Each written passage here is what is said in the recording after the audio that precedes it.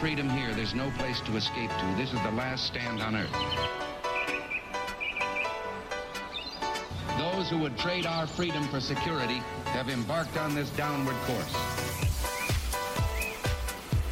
Whether we believe in our capacity for self-government or whether we abandon the American Revolution and confess that a little intellectual elite in a far distant capital can plan our lives for us better than we can plan them ourselves.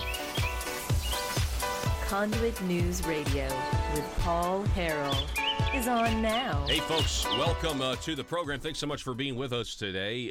Today is Tuesday, so happy Tuesday to everybody out there. The telephone number, 870-275-9799. If you're just joining us, you found the intersection of conservative ideas and reality, where we are building a liberty machine, and we can't do the program without you listening, without you, many of you out there, many of you listening right now. It's kind of a weird time machine, but I'm talking to you much later in the day because you decided not to get up with us, and that's okay. You're listening via the podcast, or you're listening via our video archives. So just so you know, we can't do the program without you listening. Today is the day. I'm wearing red. This is like the only, I noticed, at least the only clean red shirt I had. This is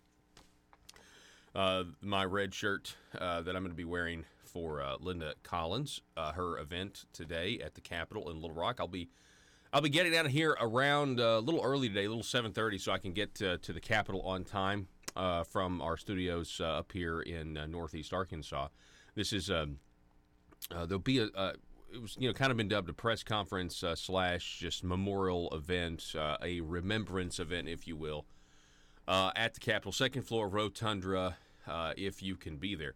And so, matter of fact, we will be streaming the event. Conduit News will be streaming the event live for those who can't make it. We'll be doing that on, you'll be able to get that on Facebook.com.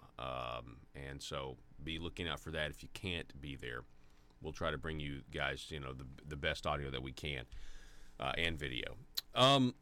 We have, coming up at 7 o'clock this morning, I'm going to be talking in studio with an activist, a person that understands the benefits of freedom, person that understands the benefits of liberty. Her name is Iris Stevens. Iris is heading up the Northeast Arkansas Tea Party, and we're going to talk about a lot of things, but she's always great to have on. She's always great to talk to, and very, very knowledgeable about all kinds of issues. And, in many regards, if you really look at the Tea Party in general, the movement, remember the Tea Party movement? Hello? Remember the Tea Party movement?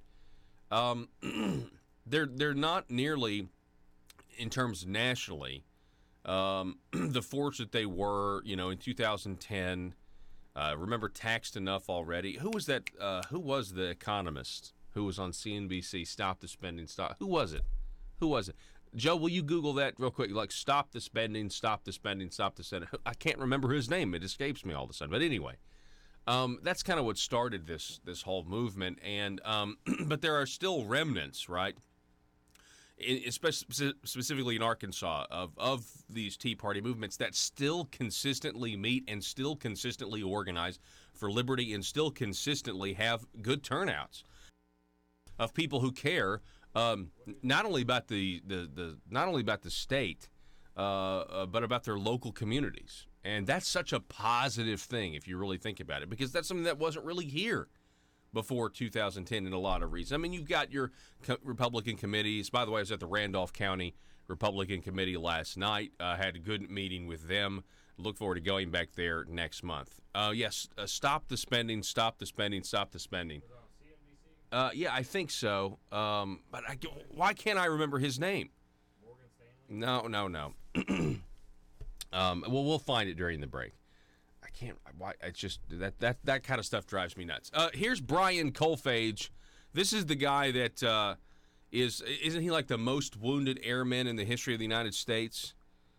Brian Colfage has this tweet that made the rounds yesterday on the internet about all of these illegal immigrants who are coming across the border anyway. And there, Brian Colfage is the guy that built the wall, the private wall, the movement We Build the Wall. We interviewed, I think, at least one person from that movement.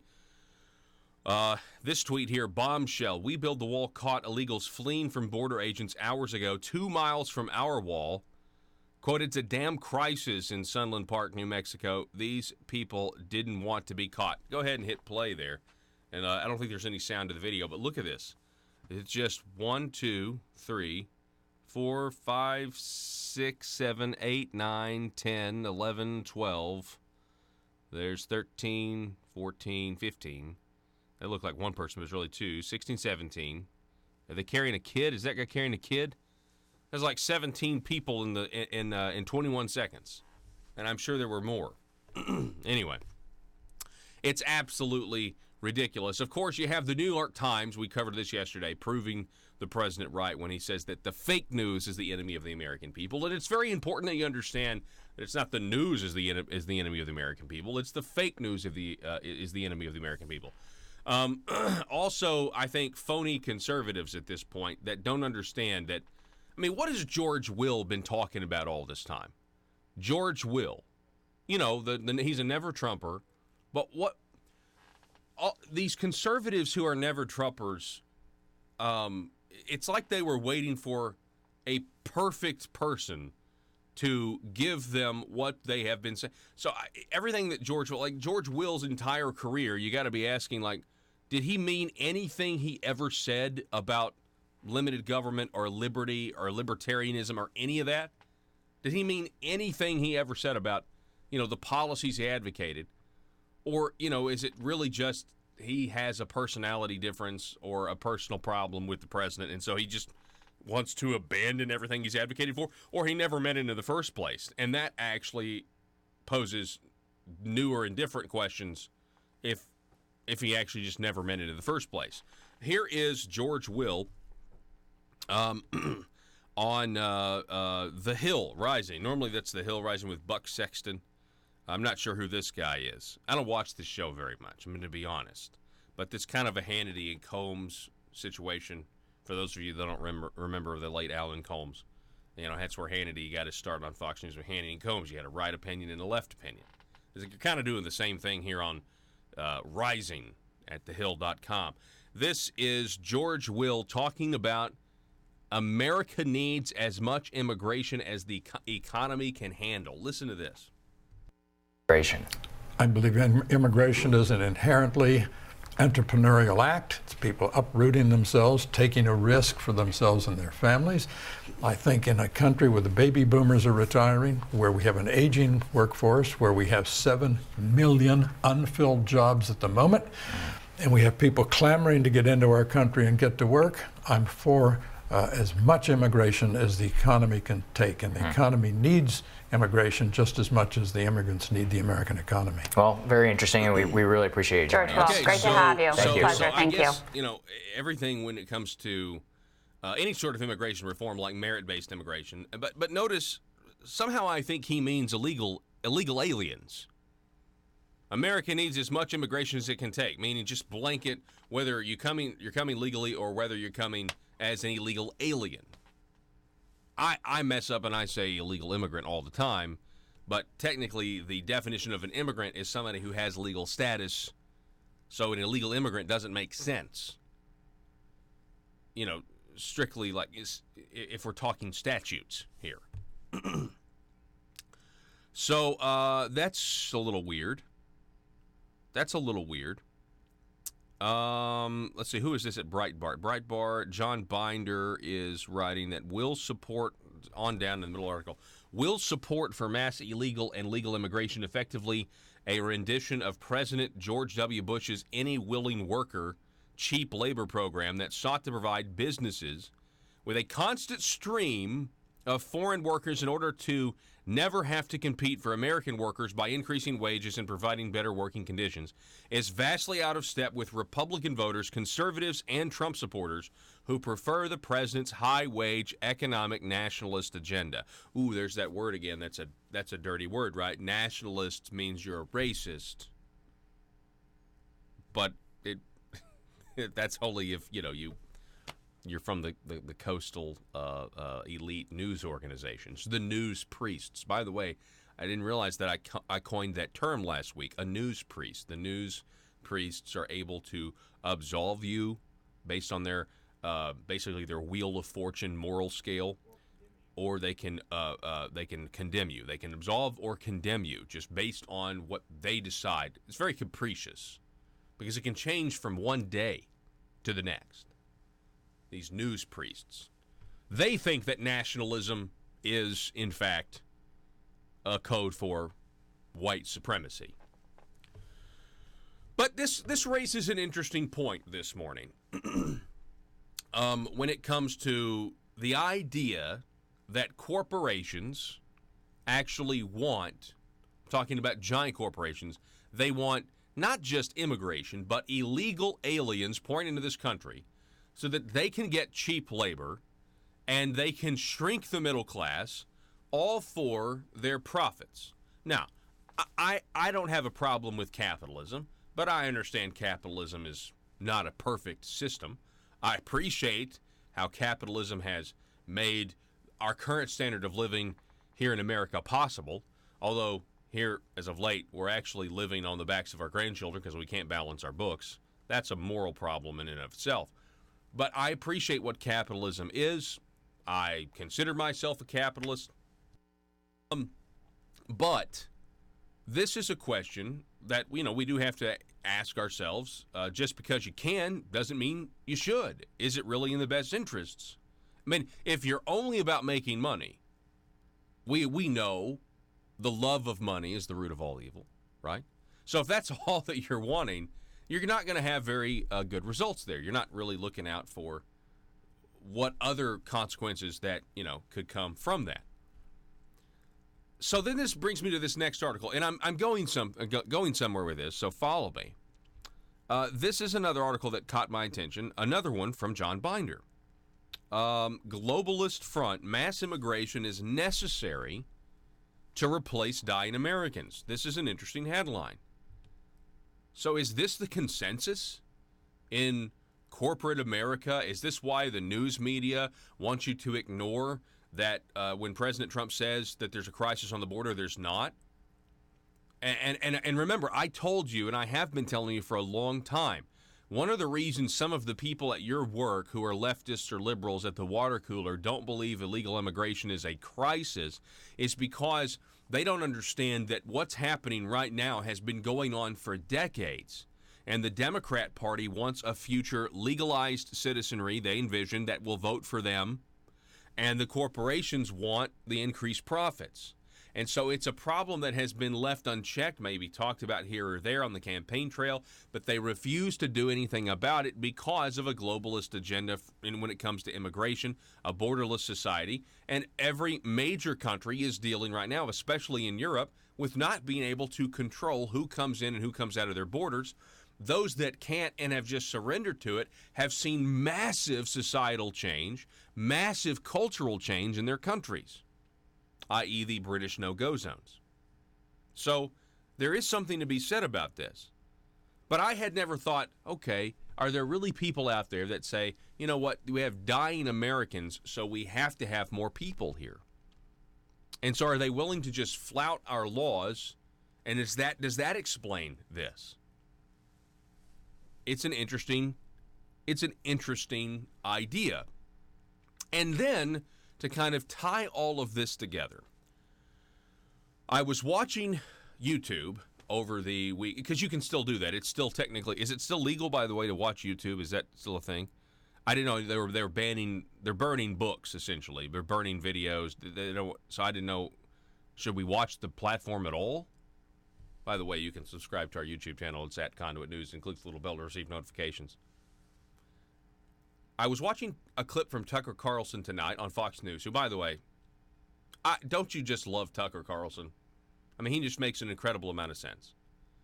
Tucker was talking about the abortion debate in Alabama and how the Democrats are freaking out about Alabama, a sovereign state, passing the law that a majority of their citizens support and a majority of their elected representatives, whom Alabama voted for, support, which is why it's about self-government, this crazy idea of self-government.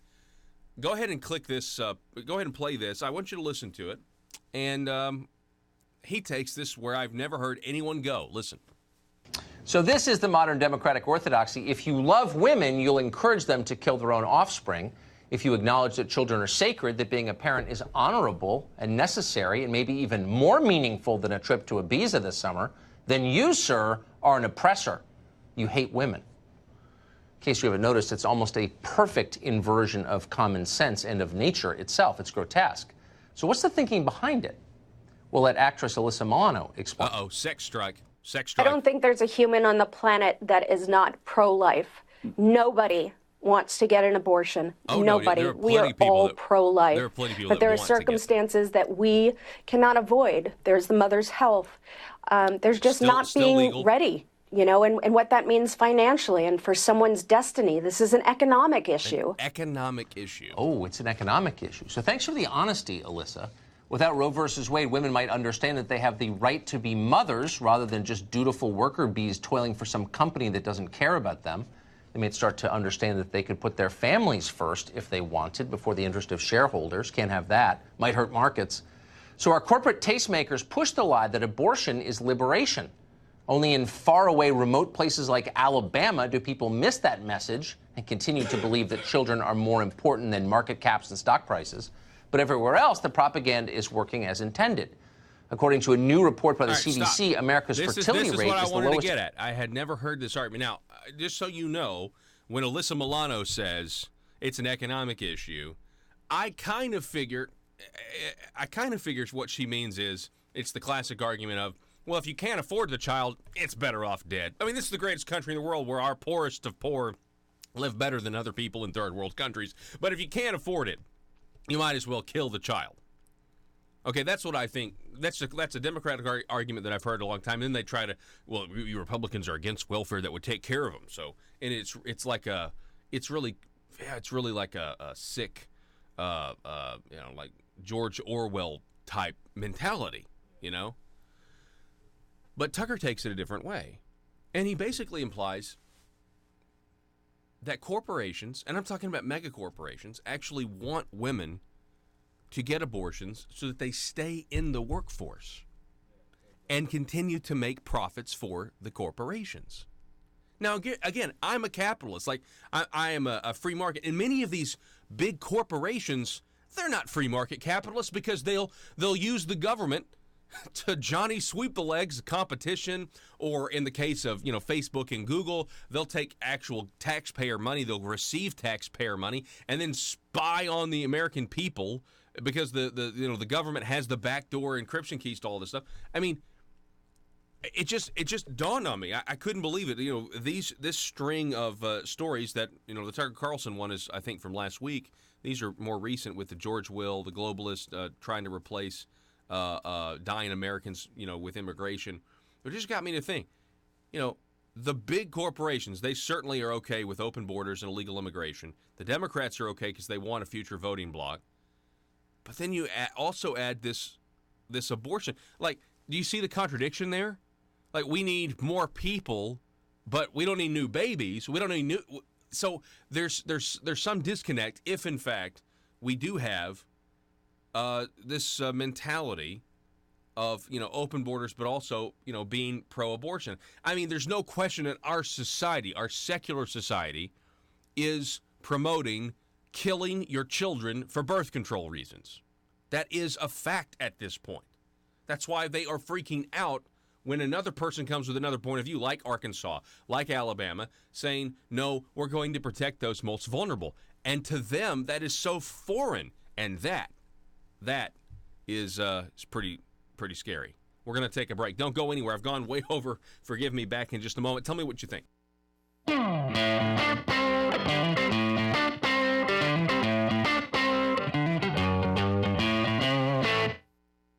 Welcome to the program. Thanks so much for being with us. For those of you who are astute observers, the microphone in my studio is now to my right, okay? Which, if that means that I have somebody in studio to my right? It's normally on my left when I don't have, but now I have somebody in studio. I'm letting you know, this is what you can anticipate. So we have Jonesboro City Councilman Bobby Long is back with us. Bobby, how are you, sir? I'm doing good. Okay, I'm doing good. Always great to have you on. I love coming in early and talking before. Yeah. 'Cause it just makes my day Yeah, better. yeah, it's fun in here. It's a fun environment, and it's Johnny Cash Friday. All right, so first of all, you are running for state representative. Yes. There's going to be a primary. You have Yes. so that'll be, I guess Cole Peck is running He is. again for that seat. So that'll be, interesting in and of itself. But you have a launch event. Tell us about that first. I do. We have a campaign kickoff fundraiser June the 29th at the Hilton Garden Inn here in Jonesboro. It'll be from 2 to 4, and I just asked that all Hey folks, it's me, Paul Harrell. I want to say hello to everybody out there who's listening. We appreciate you and your support, especially those listening on KFPW, the Marshall out of Fort Smith, 96.7 FM, 1230 AM. For all of our listeners, if you ever missed the program, you can get us online at conduitnews.com, facebook.com/conduitnews, or our YouTube channel. Just search for Conduit News and be sure to click the subscribe button and click the little bell to receive notifications. Here at Conduit News Radio, we provide you multiple ways to listen to your #1 source for Arkansas news and politics. ConduitNews.com.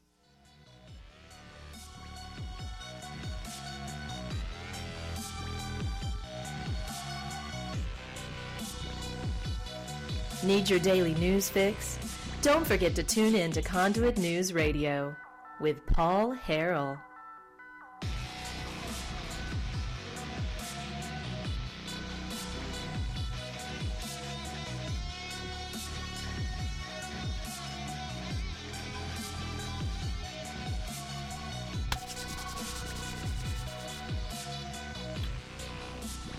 So, because I went way over, we had to cut. What parody did we just cut? The Chinadelphia. So, normally we have this Chinadelphia parody that plays, and interestingly enough, I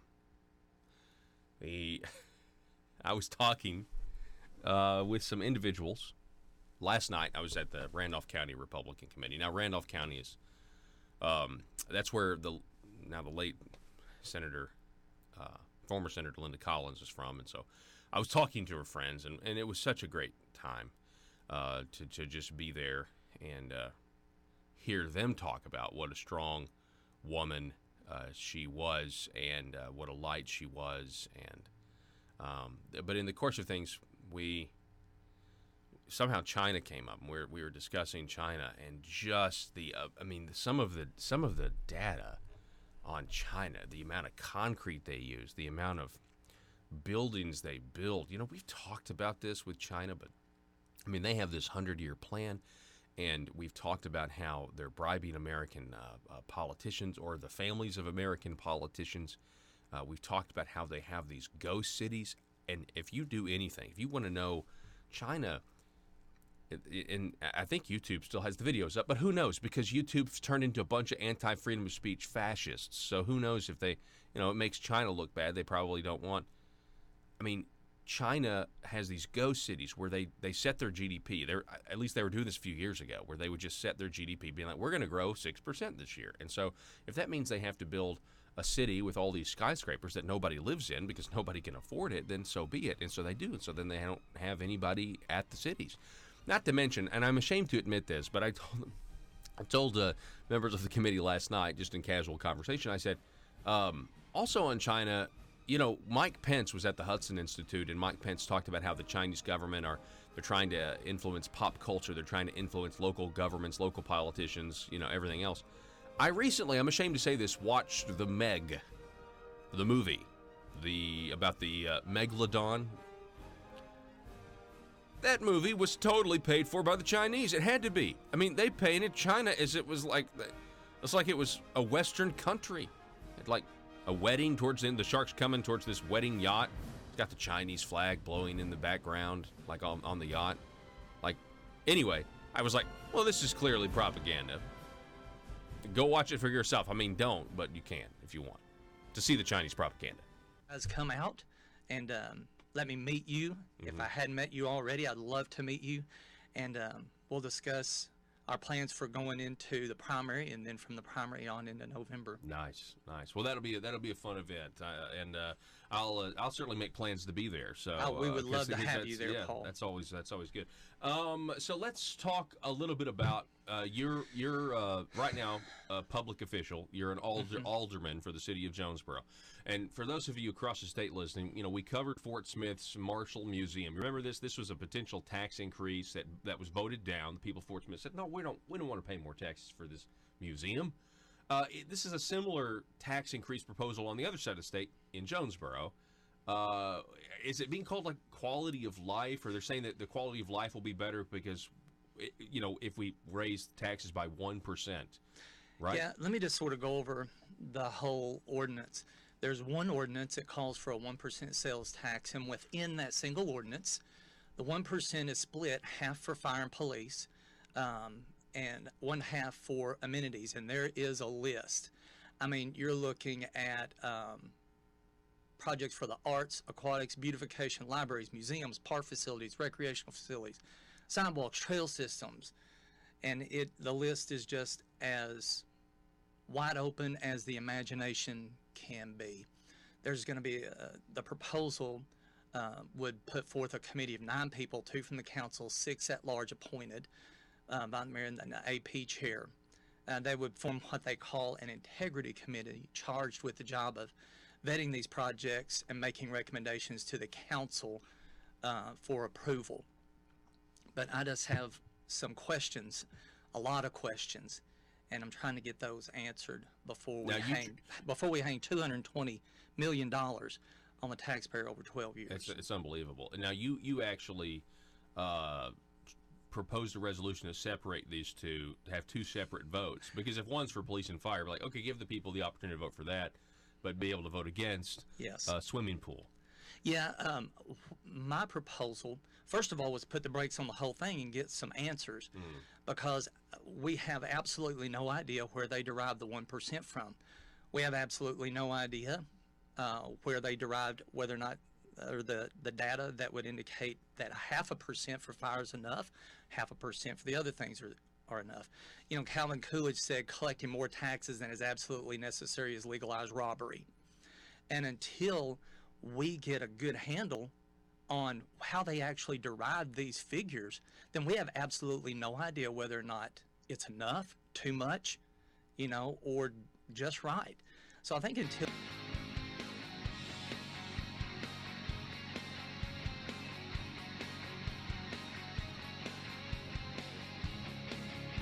The intersection of conservative ideas and reality. Conduit News Radio with Paul Harrell.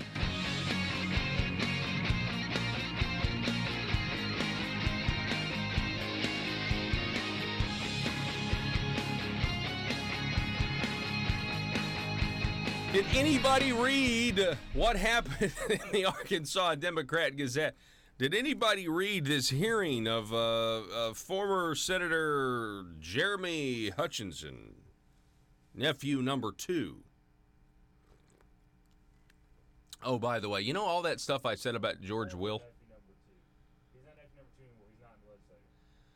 I mean, he's still nephew number 2. If you resign your Senate seat, it doesn't mean you've resigned from the family. Obviously, Joe. All that stuff I said about George Will, by the way, can also be applied to people at all levels of government when you're talking about, well, what have you actually been preaching your whole life? Did you ever actually want the things and the policies that you have advocated for? In the case of George Will, the answer is no, because he's so consumed with being anti-Trump that he now doesn't want, he doesn't really want sovereignty. He wants, globalism and everything else. Likewise, you advocate for, quote, conservatism, end quote, your entire political career, and then you finally get to power, you have a chance to do something about it, and you weren't a true believer. Something to think about, though. Anyway, did anybody see this article? Headline from Linda Satter, ex-senator's hearing in fraud case opens. Now, in this article, among other things, they talk about the infamous alligator assault, where there was apparently a stuffed alligator head that was thrown at Jeremy by his girlfriend at the time. And this is legendary. I mean, the alligator incident, in terms of what everybody would say, what everybody has been saying, how people couldn't help but find a little humor in it. It's almost as funny as the idea of demanding to go up on the Capitol Marble Palace roof for libations and cigars and getting upset when the Capitol Police says, "I don't think you're quite of the right mind. It's a little dangerous up there." So on Monday, so yesterday, and today apparently, I'm assuming if the hearings are back to back, there was a hearing because Senator Hutchinson, former Senator Hutchinson, is trying to get the charges thrown out against him. Now this is the first indictment, not the second indictment. Second indictment deals with being an attorney and a legislator and being bribed to pass bills through the loophole. That's the second one. The first one is campaign finance and tax evasion, basically. Campaign finance fraud and tax evasion. He's trying to get this thrown out on the grounds that the computer that started all of this, interesting, computers, so the computer that started all of this, Jeremy is arguing, his attorneys are arguing, it was basically illegally given to the FBI. It was his girlfriend gave it to the FBI, and he didn't want that to happen, and that's, basically handed over incriminating evidence. So the whole thing should be thrown out. Now, this is wire fraud, filing false tax returns, $150,000. He's accused of stealing $150,000 in campaign contributions between 2010 and 2017, failing to report $271,000 in income taxes for the years 2011, 2013, 2014. That's the one thing you always got to worry about. I mean, you can be Al Capone. You can be as bad as Al Capone in the IRS. We'll find a way to get you. So apparently the trial's going to start on July the 8th. So that's coming up pretty quickly. The judge is U.S. District Judge Christine Baker. And so the court yesterday heard a whole lot of stuff. Hutchinson, an attorney, also said the investigation was tainted by an agent's coercive tactics and the agency's destruction of potentially exculpatory evidence that was on the laptop. He says that his former girlfriend, Julie McGee, stole the Sony laptop from his apartment. Again, this is Linda Satter, after one of their many breakups. Prosecutors say he abandoned the device, and they pointed out that he had several opportunities to report it stolen, but he didn't. And Hutchinson said, "I didn't report it stolen because that would have been embarrassing." So, I mean, I couldn't. I was in a catch-22. I needed the laptop, but I also don't want to attract news reports that could harm his reputation. Really? I mean, if reputation was an issue, I don't think we would be here. If reputation was really I'm not sure we would be here. Not to say that we don't all make mistakes, but you know what I mean. Let's see here. Federal prosecutors yesterday in court, they showed the judge that Hutchinson was having a very difficult time meeting his financial obligations that he had. And this was apparently the motivation for trying to start using the campaign funds. I mean, if that money's just sitting over there and your re-election's a shoo-in, then, why don't we put some of that to good use? Let's go to Vegas.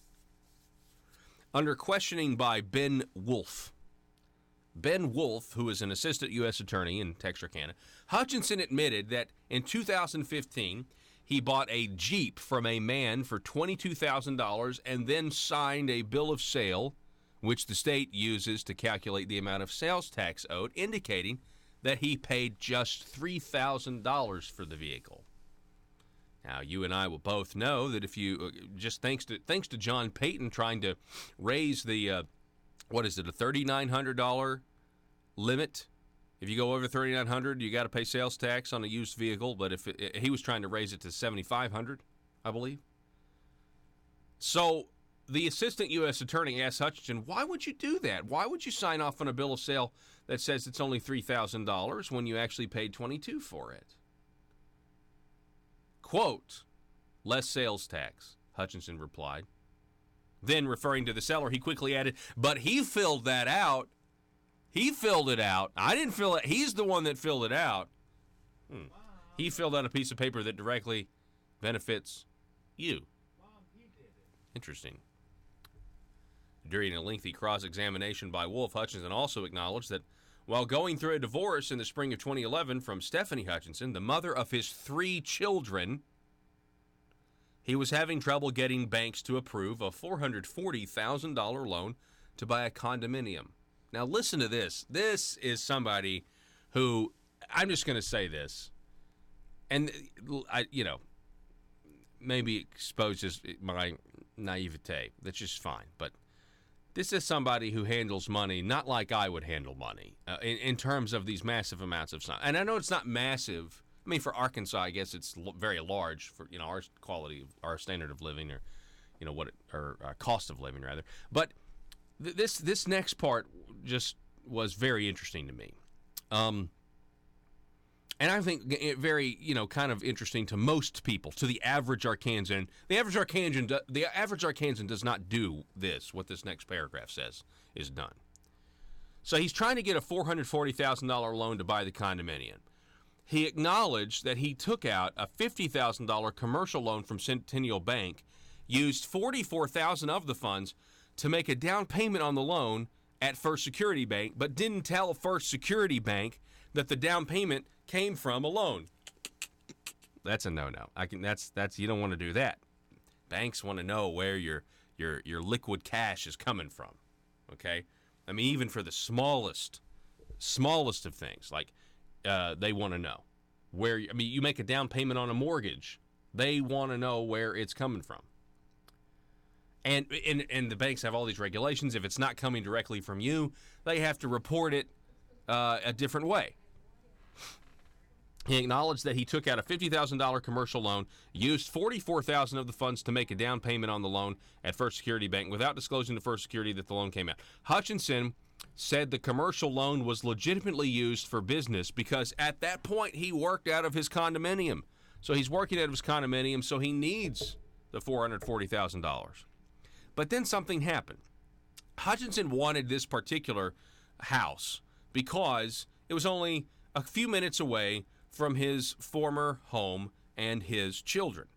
But after paying $10,000 in earnest money, he found out that his wife sold the house and was moving to Fayetteville, which all of a sudden then you don't need the house. So he tried to get out of buying the condominium, but then after he realized he could find a home much cheaper in Saline County, that would be better for him, according to this report. But then the seller threatened to sue him, so he told the seller to keep the earnest money and took out the business loan. Anyway, so he went ahead and took out the $440,000 anyway. Hutchinson had began answering the questions by saying he didn't remember having trouble securing finances for the condominium. Obviously, then he said that, he laid out all of this stuff.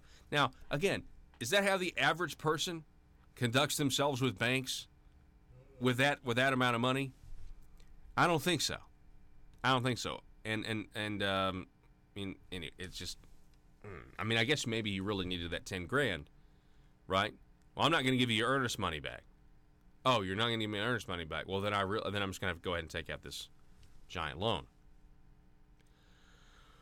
Then they heard testimony from a Dr. Kyle Knott, according to the Arkansas Democrat-Gazette, said that one day this guy, who's a neighbor of Hutchinson at the time, Jeremy, was sitting on his back porch, and he noticed that Hutchinson's girlfriend, Julie McGee, showed up after Hutchinson left his home, and he knew that the couple had was going through one of their many breakups, and so then they said that they confronted McGee. The men testified. Let's see, is that Hutchinson and Knott? Yeah. So they confronted her, and apparently Miss McGee was with a man they didn't recognize, and they were loading items from the apartment into the Jeep, and they had trashed the place. They were after like a kayak or small canoe, according to this, and they got in the apartment, and Julie McGee here allegedly had written permanent marker with expletives in permanent marker all over the wall. Now, some of you guys out there know what I'm talking about. I mean, I never dated anybody like that. But there's probably some of you guys out there, they're like, oh, one of those. Right. Permanent marker all over your walls. And I wonder what it said. Anyway, so then let's see here. There was a lot of stuff that had been knocked over and broken. Days or weeks later, Knott said Hutchinson mentioned that McGee had made off with several items, including the clothes and the laptop computer. So it was a smash and grab operation. Hutchinson said the laptop was password protected, but McGee lived there and gave the password to the FBI. And Hutchinson said that his former girlfriend, quote, called me one day and demanded that I keep paying my rent. He said she told him, if you don't, I'm at the FBI. I'm going to give them your computer. Wow. That had to be a rough conversation.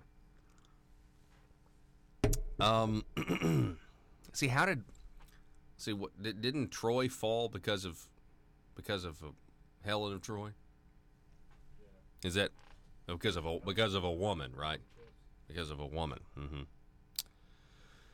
Then we have FBI agent Mike Lowe. So after the laptop's turned over, the FBI contacts Senator Hutchinson and is asking Jeremy Hutchinson about attorney John Goodson. Now, this is very interesting. And Hutchinson says that Mike Lowe of the FBI asked him, quote, did John Goodson hire you to kill tort reform? Is it possible John Goodson bribed you and you were just not aware of it?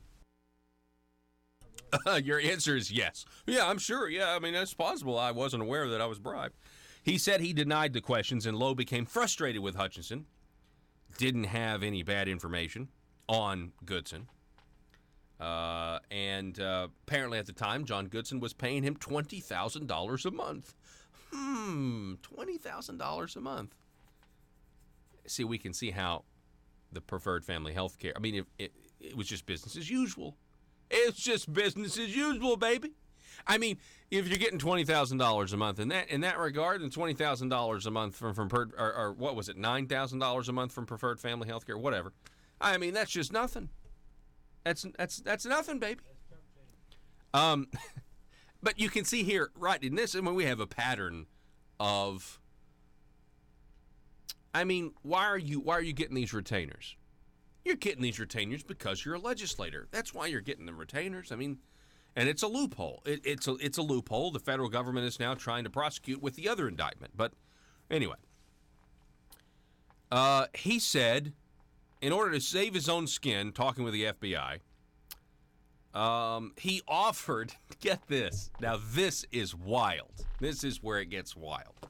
So the FBI is just like, you don't have anything on John Goodson? Are you sure you're not being bribed? Maybe you're being tricked. You don't know you're being bribed? No, I'm not being bribed. Oh, that makes me mad. That's frustrating. You know, I got this laptop here with all this information on you. And so Hutchinson then says, hey, you know what? In order to save my skin, why don't I give you incriminating evidence on Rusty Cranford? Rusty Cranford, the guy who has pled guilty and implicated Jeremy Hutchinson in a few years. That's what's happened now. But boy, that's ironic, right? Now that is ironic. That is incredible. So, I mean, you're familiar with the term "snitches get stitches," right? Well, in this case, you have an attempted snitch that then gets snitched on by the snitcher. The original snitcher gets snitched on. Baker also heard Monday from Stephanie Hutchinson, who testified that she had filed his campaign reports. Now, this is interesting. So, former Senator Hutchinson's wife, in charge of filing campaign reports, testified, quote, "It was very difficult because Jeremy doesn't keep records of everything, and I felt the weight of that responsibility." She said they lived paycheck to paycheck, and that he would often instruct her to write checks from his campaign account to cover household bills. Eventually, she said she realized that he reported having more money in the account than reports from the bank indicated. Stephanie Hutchinson testified that after their divorce, she told him she knew about the lies on the campaign reports and threatened to report them, to which he replied, quote, "Go ahead, do it. If I go to prison, you're going to lose the house." She said they filed for divorce using their middle names to avoid publicity, and he was ordered to pay her $10,500 a month in child support, to be converted to $9,000 a month in alimony once a child starts high school in 2023. You know what? I will say this. Did we forget I thought this mentioned the alligator. Did I gloss over the alligator? You read over it. I read over the alligator. Yeah, Hutchinson said that later on September 4th, 2012. Where is that? Conversation with McGee outside the condo, in which she hit him with the preserved alligator head that he used as. I don't see that. I read it earlier. I mean, here you're reading it. Anyway, Joe says that it's in there. Anyway, if you want to read about the alligator, get a copy of the Arkansas Democrat Gazette, because we're out of time. We've gone way over this segment. But yeah, somebody was hit over the head with a stuffed alligator. Yeah. Hutchinson was hit by his girlfriend. Anyway, but anyway, I will say, in all seriousness, it is tragic that we have a family that was broken up, for whatever reason. That's always tragic. So, telephone number 870-275-9799. Let's not forget here, the main point of all this is public corruption. And what we see, not just with Senator Hutchinson, former Senator Hutchinson, but what you see across the state, what we have seen, is senator after senator, lobbyist after lobbyist either go to jail or plead guilty to taking either basically taxpayer money in terms of the Medicaid stuff. Now, this is dealing with campaign funds and tax evasion and that sort of thing. But the other indictment deals with taxpayer money because it deals with Medicaid entities. And that is your taxpayer dollars at work being used to bribe politicians so they pass laws to give Medicaid companies even more money. And that is the real crux of the issue here. And that's why we're covering this story, and that's why we're going to continue to cover it, because it's got to stop. And, when you listen, the question really comes down to this. Can you root out this amount of public corruption, or will it always exist? I mean, I think we can definitely do more, but at some point you come to the conclusion that government needs to be as small and focused, small and limited as it can because of the human heart and the human condition. Meaning, if you have a limited government, it doesn't matter, it matters less if you have a corrupt individual in there, because they just simply don't have the authority and power to do as much. And that's my contention. But you got to have people that not just campaign that way to get elected on those principles, but then actually implement those principles. We're going to take a break. Back in just a moment. Are you a conservative-minded young person and want to let the world know about it? Are you tired of rolling your eyes as your professor regurgitates progressive, PC, neo-Marxist nonsense? Then you should interview on Conduit News Radio's Young Conservative segment and tell us about why you believe the way you do. Tell us how you came to be a conservative and what are your views on government. Now, if you're worried that your neo-Marxist professor may also be a right-wing talk radio listening masochist, then names can be changed to protect the innocent. It's the Conduit News Radio Conservative Future segment. To be interviewed, call 870-275-9799. That's 870-275-9799. If you're like me, you believe that small business is the heart of Arkansas's economic engine, and it should be viewed that way by the politicians in Little Rock. Conduit for Commerce also believes, like you and I believe, policies that achieve less regulation and lower taxation help small business in Arkansas thrive. Other policies like small, constitutionally consistent government and reducing citizen dependency on government keeps it from growing and expanding its influence on our daily lives. Conduit for Commerce works every day to educate the general public and legislators on these important priorities in the name of Arkansas small business. By the way, contributions to Conduit for Commerce are tax deductible. Log on now to conduitforcommerce.org and click on Contact Us on the right side of the page. That's conduitforcommerce.org. Go there now and learn the facts on protecting small business in Arkansas. We get some of those questions answered. I think it would be foolish for us to put this in front of the people. And as part of the city council, I think that's a job of the city council, is to review these things and ask questions, scrutinize these, you know, and make sure. Yeah. But you're kind of a lone voice, right? I am the lone voice. Yeah, you're the lone voice that's skeptical about this. Because I know there's an organization out there calling themselves Team Jonesboro, which essentially means that if you're against higher taxes, that you're not on the team. Which I find a little bit of offensive. That you can't have a legitimate view that this is a terrible idea, because the idea of more money coming out of people's pockets to fund, you know, really what is an ever expanding government can be seen as a negative idea. But what about your colleagues? Is there any talk out there that having this in a special election is shady because they know the statistics? Well, I believe they're counting on the statistics. Yeah. Exposing the truth and everything the Marble Palace establishment keep trying to cover up. It's Conduit News Radio with Paul Harrell. All right, so coming up later today, you're going to want to stay close to the Facebook page, facebook.com/Conduit News. We'll be live streaming the event at the Capitol today, which will be in remembrance of Senator Linda Collins. Still don't know a lot about her murder because of the gag order that was issued by the judge in the case. Still a lot of questions. I was at Randolph County last night at their Republican meeting, and there's a lot of questions. But there's also a lot of people that loved Linda very much, loved what she did for that committee, what she meant to that committee. And it was good getting to talk to folks there last night. Really good. On a whole range of issues. A whole range. Man, it seemed like we talked forever. But here's the thing. Today is supposed to be a day where, you know, people come together and people remember Linda for who she was to them, what she meant for this state. And when I think about Linda, when I think about Linda professionally, when I think about Linda as a public servant, I think about somebody who was fearless.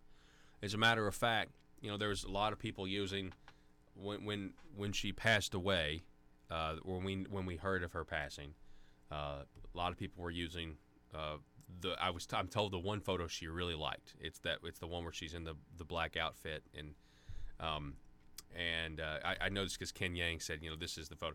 Well, I didn't choose that one. I chose another one.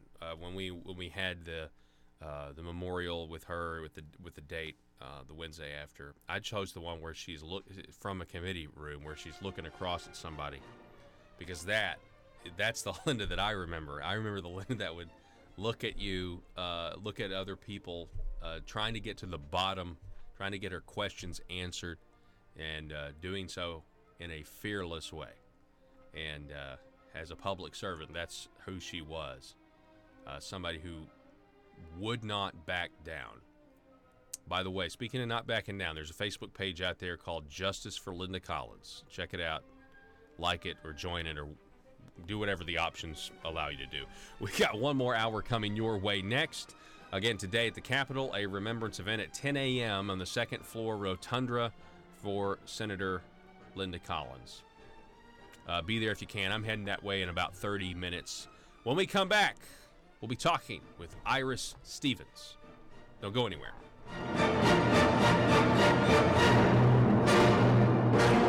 The news and News Talk of Northeast Arkansas. This is News Talk 101.3 FM and 12:30 AM KBTM, Jonesboro, an EAB radio station. You know, when I started looking at this, where did they actually come up with this 1%? Where did they come up with 12 years? Why not 15? Why not 10? Why 1%? Why not 5? 3/4? Why not a quarter and a half? Yeah. And I found it interesting that one of the cities that's, been brought up time and time again is Fayetteville. And I just recently learned that Fayetteville had a 1% tax for 12 years. It was set to sunset January of this year. Guess what happened? They had a special They election. had a special election and renewed the tax. Yeah, I covered that. Yeah. Yeah, so... But look at who Fayetteville's state representatives are. It's a very they're Democrats, and they're for higher tax. But look who Cricket County and Jonesboro's represent. They're Republicans, and they've got good voting records. And so I think it's weird when you have let's say city councilmen, not like you, but others that are pushing for higher revenue from the people, and then you have others who tend to not do those things. At the Finance Committee, the Tuesday before this past Tuesday, I stood up and I gave my reasons as to why, I believe we need to put this brakes on. And if they are dead set against or dead determined on putting this thing through, I asked for a motion to actually send this to the city attorney, have them split this into two to where you have, half for fire and police, half for minis. That way the people, you could actually get a true representation of what the people wanted. Yeah. They could vote for one or the other, both or neither. That motion was ignored. I asked for it twice, and I'll ask for it again, just to make sure, but... Well, let's assume that the police and fire really need it. Yeah. There's a good chance this is going to go down in flames, even though they're going to do it in a special election. I'm just telling you right now. I mean, property maintenance code. Remember the International Property Code that was passed, and then it was, when people get involved, people forget that this Cricket County, for example, voted for Ted Cruz in a Republican primary. Now, I know it's not a primary situation. You're going to have Democrats coming to the polls as well. But, I think people need to understand maybe they're forgetting how conservative, the voters really are. And they're tired of higher taxes. Now, but if you really needed police and fire, and I fought this battle. This is my 10th year in radio. 10 years ago, there was a half-cent sales tax that was on the ballot, and I was only on KBTM here in Jonesboro, only on one station. And I fought, and I grabbed the tail of an animal, and it realized it was an elephant, and it passed. I mean, it was for police and fire. That's what they said it was, and it ended up just being a shell game, right? Yeah. They already had the money to fund police and fire, and then they gave that from the budget, or they took the money that was going to police and fire and then moved it away, and then used the half cent to fund police and fire, and then they were able to spend it on it. And that's exactly what's going on here again, 10 years later. I want people to realize this. I may not be wiser or smarter, but I certainly remember what happened 10 years ago in Northeast Arkansas. Anyway, what are your thoughts on that? Well, I think you're right. I think that people, though, deserve... the thing about it is, my reasoning for splitting that up was that I believe people need to know. I believe more information... Yeah. The more information you can get, the wiser decision you can make. And since I do feel that I'm the only one that's asking questions from the council, I really feel that come through 4 weeks from now, this is the first reading last Tuesday. It goes through 2 more readings. On the 3rd reading, there'll be a vote whether or not to put this on the ballot or not. And I really feel like that this will end up on the ballot. However, I do know that the last tax increase was defeated, 60 to 40, and I think that you throw this out and I trust the people of Jonesboro. Yeah. I do, and I think they're going to do the right thing. September 10th would be the special September election. 10th would be the it's right after school starts back, right after Labor Day. Come on out and see. This is what's so frustrating to me. I think this is morally wrong. It'd be one thing if a tornado had come through, right, and we needed, it was an actual emergency special election. but they're wanting it on a special election so they have a statistically higher chance of getting what they want. And in doing that, Bobby, what's frustrating to me is whether you're for higher taxes or against higher taxes, there's...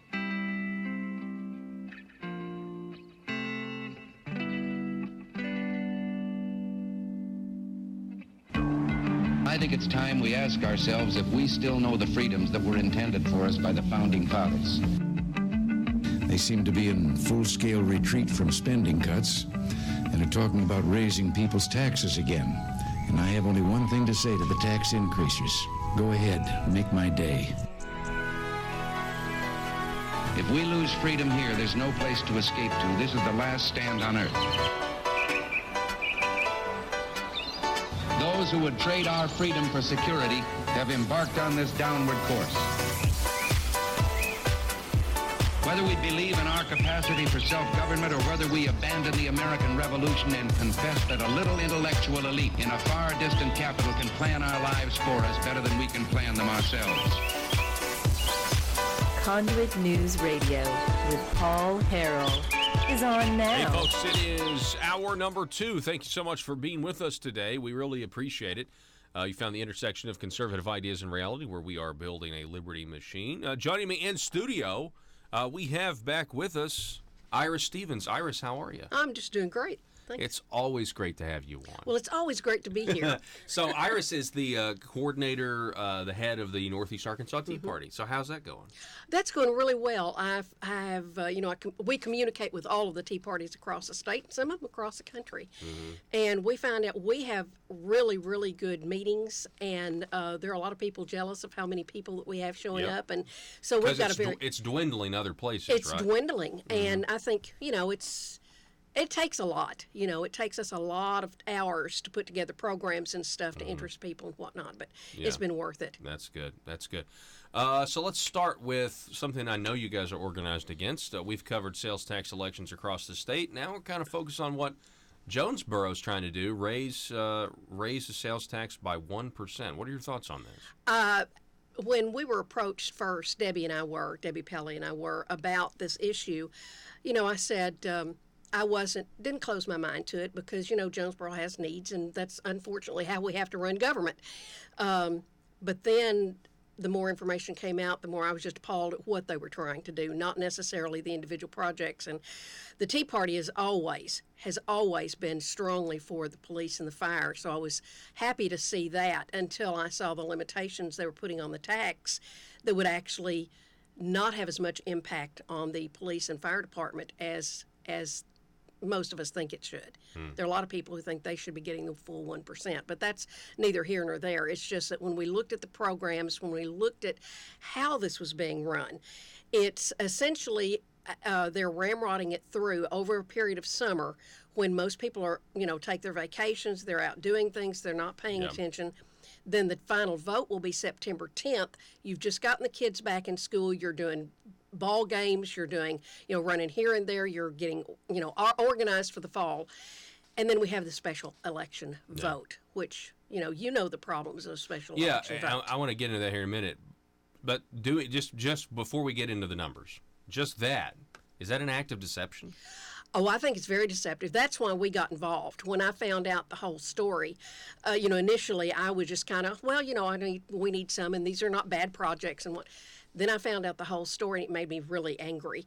You don't deceive people. If people knowingly go to the polls, and I'm talking about a lot more than 17% that normally show up in a special election, if people knowingly go to the polls, they have all of the information, and they want to vote in a 1% sales tax, go for it. Hey, that's what democracy and republic is about. Exactly. I agree. And I have no problem with that. But it's the amount of deception we normally get, especially through special elections, that bothers me. Yeah, like you said, doing it in the summer, and then nobody knows, they're out living their lives. And then you got, not to mention on top of the summer, then you have the average worker who thinks, well, I go to vote during a primary and a general election, like that's when I go, or every 2 years, not in the middle of September. Exactly. And the Arkansas Center for Research and Economics, and I know you have this article, but I pulled this up, low voter turnout and high pass rates. So they did a study from 1981 to 2016, and they found that when voter turnout, when a sales tax election is held in a general election, there's an average over from 1981 to 2016 of 44%. And so when 44% average turnout, the pass rate is 45%. So the tax increase only passes 45% of the time. If it's held in a primary, your voter turnout decreases to 26%, but it still has a 56% chance of passing. So better than 50%, better than a coin toss. But if you have, in a special election, you have 19% voter turnout on average from 1981 to 2016 and a 77% pass rate. It's the exact reason they have special elections. A lot of people don't realize this. This is not an emergency. For Jonesboro to do this is not an emergency. And most people do not realize that the reason they do special elections is because the people who support it, they know all about it. They're usually in on the very beginnings of it. Yeah. They go out and vote for it, but the vast majority of other people don't. And that's why it has this pass rate. So that's the reason that we have special elections in this state. Yeah, and it has really caused a lot of problems. I know you've got that information too about how it's gradually since 1981 on has raised our tax rates, especially in these localities. Until, let's say, I believe we are third, and this is part of that same report, which is excellent. Arkansas has the third highest combined state and local tax rate, third highest in the country. Tennessee has the highest. It's 9.46. If Jonesboro raises this 1%, our tax rate, sales tax, will go from 8.50 to 9.50, which would then be higher than Tennessee's, the highest in the country. Now, keep in mind, this is average. There are cities, localities that have higher, but this is the average. So Jonesboro would actually have the highest tax rate, of any place around, except for, these other cities who've raised it. Right, and Tennessee has no income tax. No income tax, so exactly. You can justify that in a way. It's a consumption tax. But, you have Jonesboro, for example, that, we got a statewide audience. I don't know if people know this, but Jonesboro likes to think of itself as a competitor to Fayetteville. I think the universities have something to do with that. Absolutely. And so you have people around here that look across the state and they see, well, Fayetteville's sales tax rate is this. So why can't ours be? Well, look at the difference in your, Democrats that represent Fayetteville in the state house versus the Republicans that represent Jonesboro. Exactly, and they have a little bit of difference too. I knew back when KAIT ran a two-part special on Fayetteville.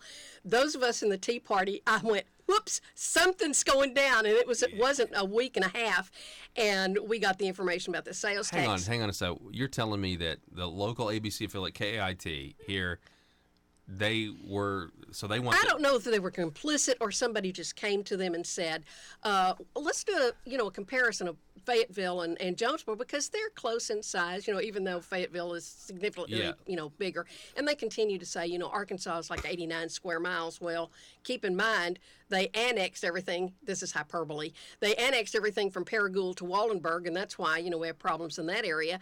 But I just knew when KIT was running this, there was an ulterior motive, and sure enough, it came up about a week and a half later. That's Keep in mind, they want us to do a sales tax, but look at Fayetteville. They have three major corporations. They've got the Hunt, the Tysons, and Walmart.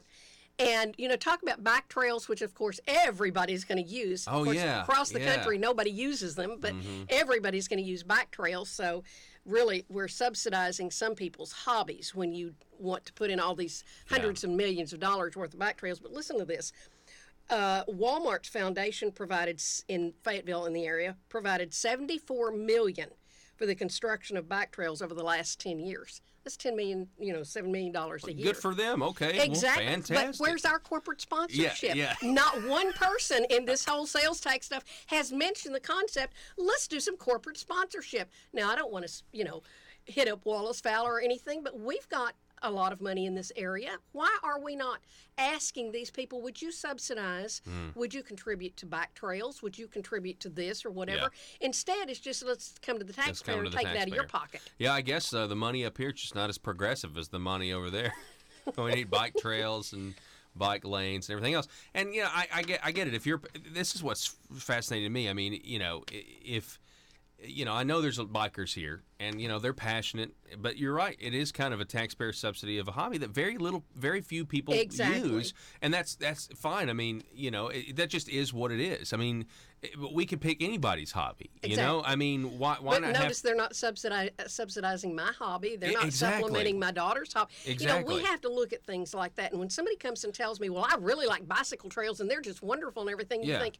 Well, why don't you register your bicycles, those $5,000 bicycles, for $50 a year? Yeah. And all of those who are really seriously interested in bicycling. Then you're fun. Then you're helping fun. At least you've got skin in the game. My hobby is pit barbecue. So do I want every park around here to have a hand welded smoker so I can support my hobby? No, exactly. No. But that's essentially what we're doing. And I know you've got the total number of projects they want to do. I think is way overblown. And there's another area that involves that. Listen to what they're doing. This is according to the ordinance itself. This money would be used to fund the acquisition, construction, repair, equipping, and improving of capital improvements of a public nature for the arts, aquatics, beautification, libraries, museums, park facilities, recreational facilities, sidewalks, and trail systems. Is there anything left that I haven't mentioned? I don't think so. See, that's the problem. This amount of money, and then you consider 12 years down the road when this tax is supposed to sunset, these projects will still require staffing and maintenance. What about a toll for the bike trails? Oh, well, that's possible too. What about both? Yeah. We're talking millions of dollars. People don't understand that. I think we're already talking about $140 million. I'd have to look at my facts and figures and for the bike trails up till now. Let's stop here. We're talking with Ira Stevens. She's the coordinator for the Northeast Arkansas Tea Party. We're going to take a short break, reset here. I want to talk about the Craighead County Republican Committee, something Iris and I both witnessed when we were in that meeting a couple weeks ago. Don't go anywhere. This is Conduit News. Back in a moment.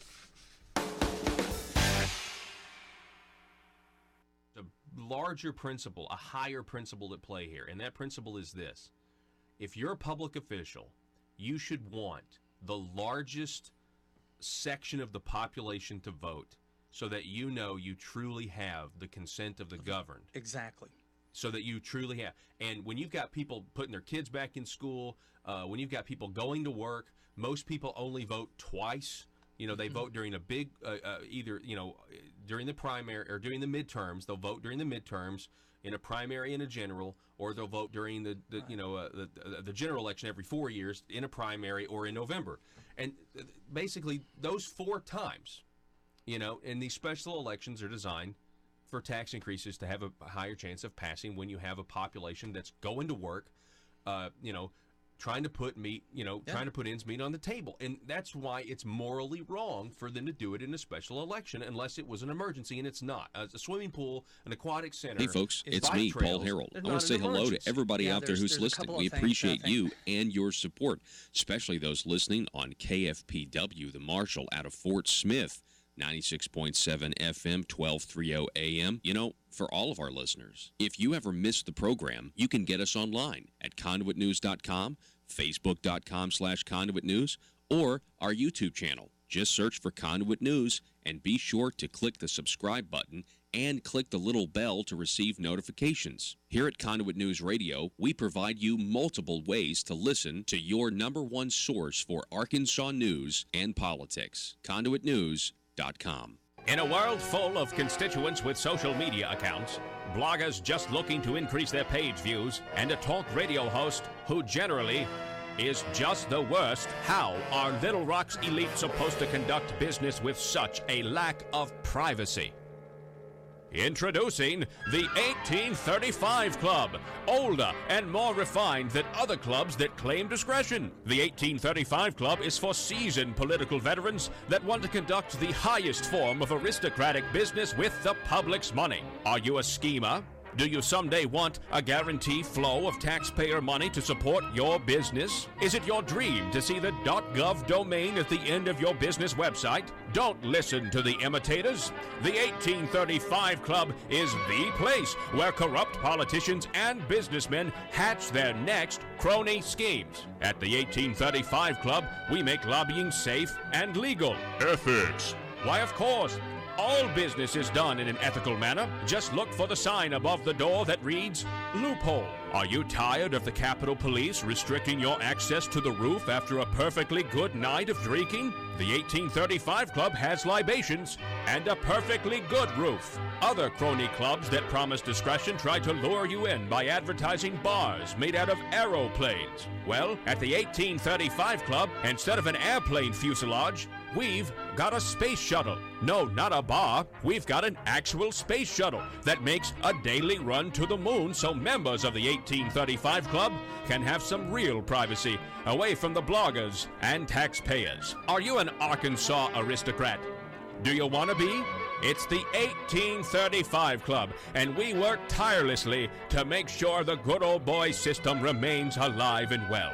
Join today. Disclaimer. The 1835 Club reserves the right to deny membership to anyone who has principles. Any talk of the Declaration of Independence or the Constitution must be done in jest or, at the very least, with a condescending tone. And finally, the 1835 Club will be given a 25% commission of any agreements made between politicians and the business community. PHP Parody.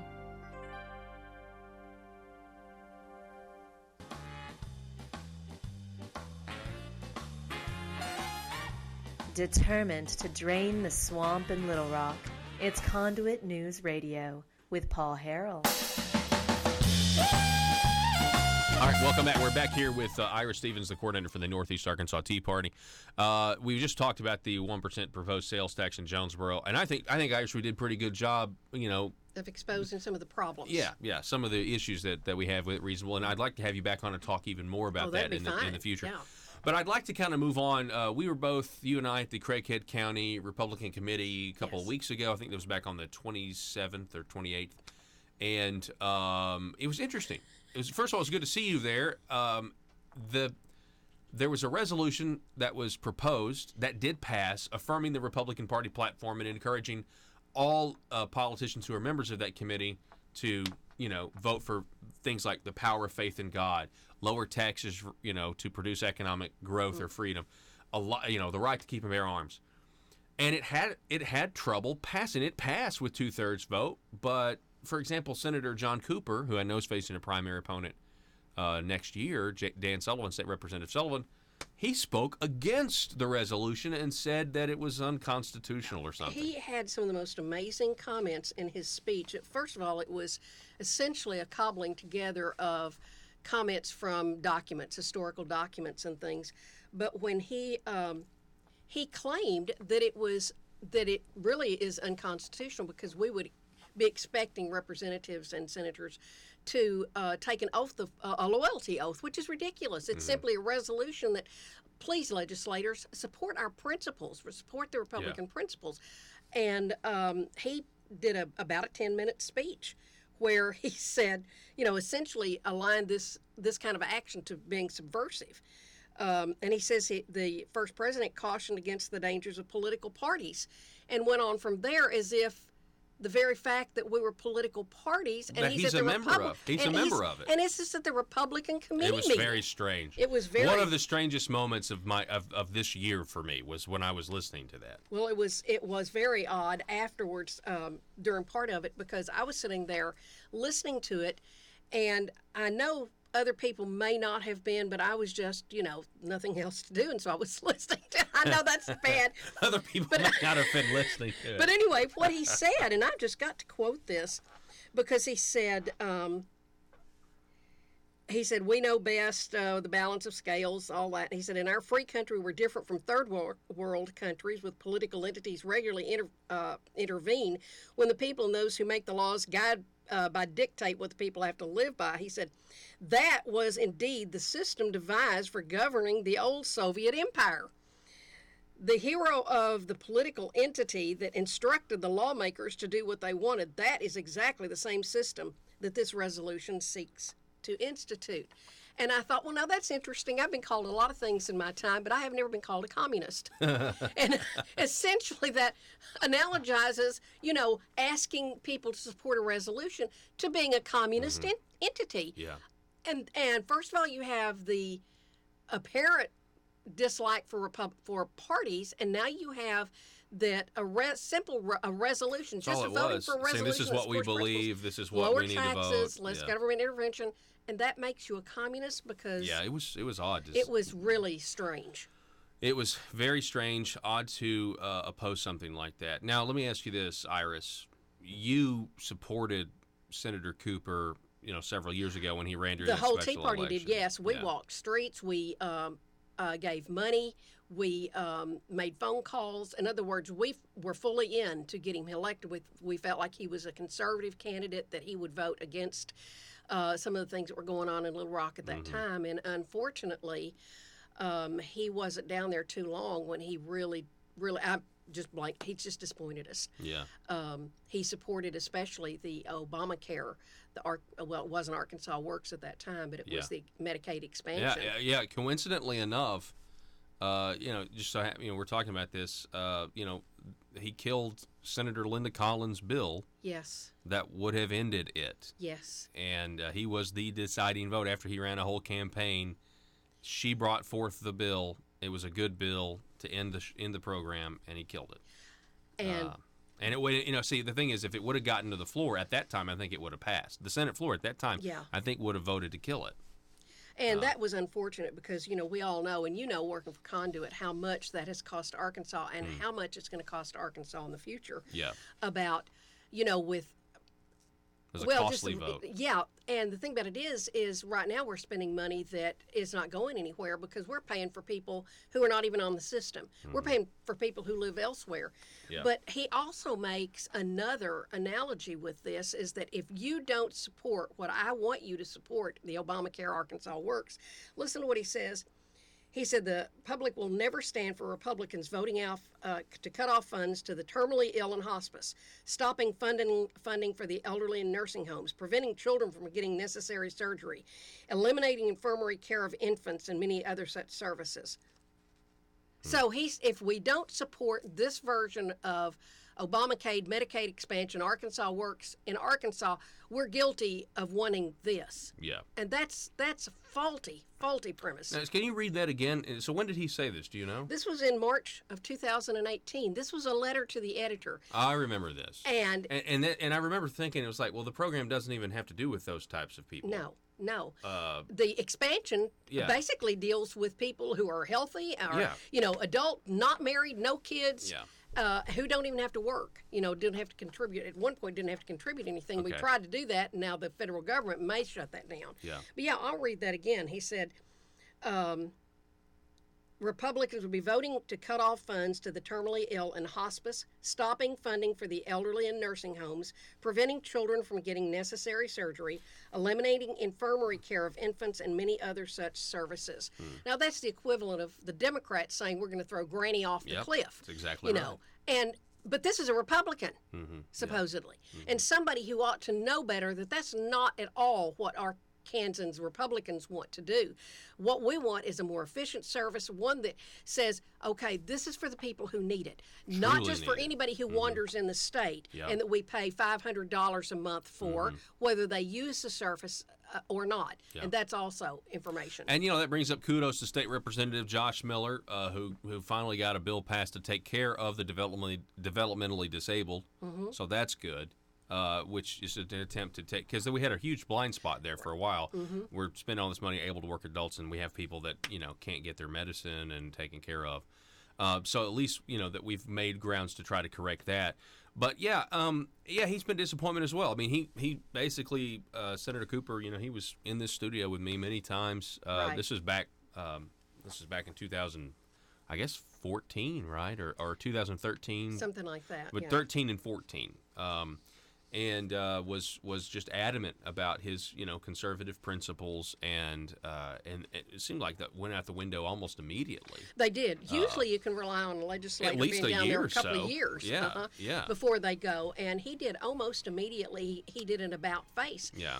And of course, that makes you wonder. Well, what kind of principles? Because principles are the most important thing that a legislator has. Yeah. I can handle a principled liberal better than I can handle a non-principled conservative, somebody who just votes for whoever either pays them, and I'm not implying that, but whoever has the most influence over them. Yeah. And that's the problem. Ira Stevens, thank you so much for coming on. I'd love to do it again sometime. Oh, please. And on John Cooper, Moms Demand Action. Moms Demand Action had an event in Jonesboro, I think, over the weekend. The city had an event, and Senator Cooper was with the anti-gunner Mom Demands Action, and he also voted against that Stand Your Ground bill. It was the deciding vote on that in this last session. You know, very, very interesting. Well, it'll be an interesting primary. Clearly two choices. Well, first of all, in Fayetteville, early voting, I think, was around 10% of the electorate. And overall, I think it may be around 20, maybe a little under 20. And I feel that that's what's going to happen. I think there's a couple of things, though, that I'd like to try to clarify. One is that Jonesboro does not operate in a bubble. You know, we not only have this tax, you know, looking at, but do you think that if we pass this tax, that impact fees aren't going to still be talked about? Food prep tax is not going to be talked about. Stormwater drainage fees are still going to be coming on. Not to mention, you know, some of the tax increases that are looming from us that are going to impact us from Little Rock. You know, with the gas tax and things like that. So we do not operate in a bubble. I think the second clarification that I'd like people to know is that time after time, when Team Jonesboro, let me say this, there's a lot of people on Team Jonesboro that are my friends, my neighbors. And pillars of the community. They are. Pillars of the community. Good people. Yes. Good people. Yes. I've known Jerry Morgan for years, and he and I had a good conversation. Demos, he saw me come over and visited with me, and that's great, but we're going to agree to disagree on this one. The Team Jonesboro consistently puts forth the mantra that, you know, they can't see a scenario where the city council would not approve a recommendation for a project because that committee represents the will of the people. That committee does not represent the will of the people. That committee represents 9 people. Two of those would be elected, but even the city council members were not elected for the sole purpose of vetting that. So these people are appointed. Appointed people do not represent the electorate. Correct. They represent the will of those 9. You know, so I think that is a big point. Well, you know, and yeah, that is a great point. Another point would be, and I don't mean to sound elitist, but I just wonder, some of the people advocating this, have they ever researched or looked into, you know, economics? You know, how you incentivize, you know, are people going to be more incentivized, for example, to interact in, you know, commerce if the taxes are too high? Is there a limit, right? You say 1%. Well, why not? If 1% is harmless, why not 5? Why not 5%? You know, they make the comparison that Jonesboro has the lowest, you know, sales tax rate, but against 5. Put that on a billboard. Put that against 5 other cities, though. When you look at Arkansas as a whole, the average sales tax rate is around 8.624. We're right smack in the middle. But if you look at Arkansas as a whole, look what happens in Northwest Arkansas, where they have to have fuel exemption. Why do they do that? It's because overall our sales tax rate is so high that people can go right across the border and get it.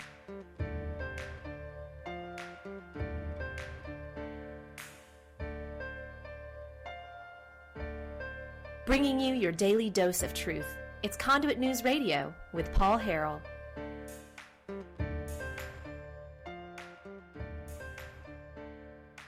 To talk more about what you guys are doing in Washington and in the state with legislation when we come back with Angel Mom Catherine Hall, David Gutierrez, and former state senator.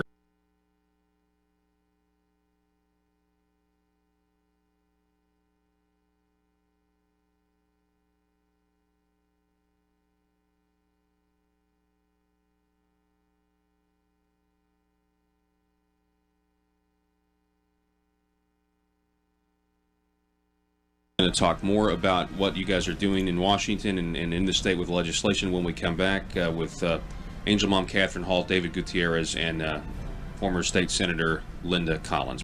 Back in a minute. Folks, if you're just joining us, we are with former state senator Linda Collins, Angel Mom Catherine Hall, and David Gutierrez. Catherine lost her daughter, Haley. She was on a scooter with David, and they were run over by a car doing 70 in a 35-mile-an-hour zone. David.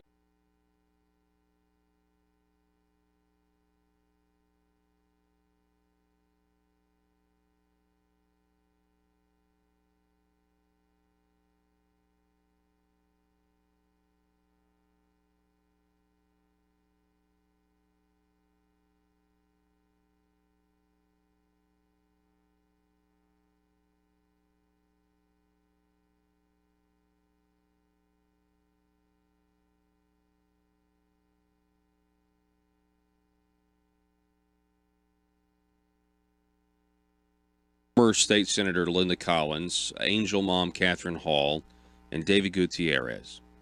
Catherine lost her daughter, Haley. She was on a scooter with David, and they were run over by a car doing 70 in a 35-mile-an-hour zone. David lost his legs as a result of the incident.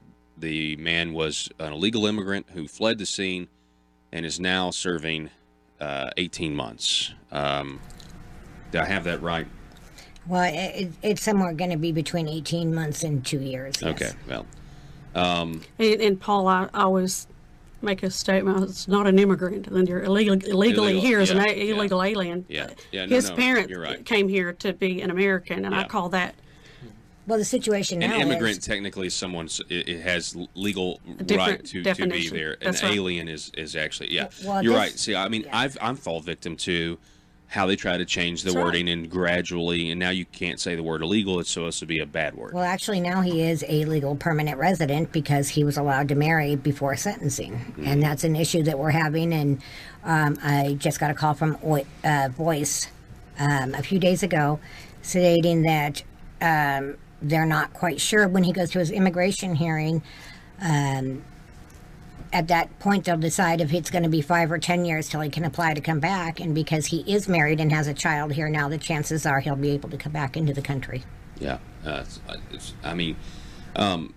talk a little bit about the work that you guys are trying to do legislatively to try to correct this program, because it seems to me like, and David, feel free to speak to this as well as you, Catherine and Linda. Okay. It seems to me, with the whole court proceedings and everything that went on, that you guys were treated like you had done something wrong. We were. When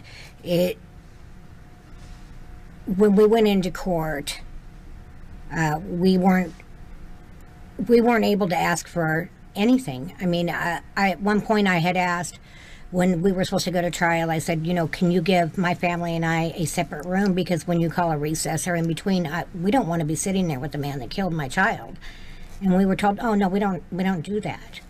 And I said, well, we're not going to sit there with them, and especially if there's a recess called, sitting there with the man who killed my child and is still walking the streets right now. And fled the scene like, go keep going, sorry. And then I was told that I would not be allowed in the courtroom if I wanted to give a victim impact statement during the trial, that I would be called to give the statement as a witness.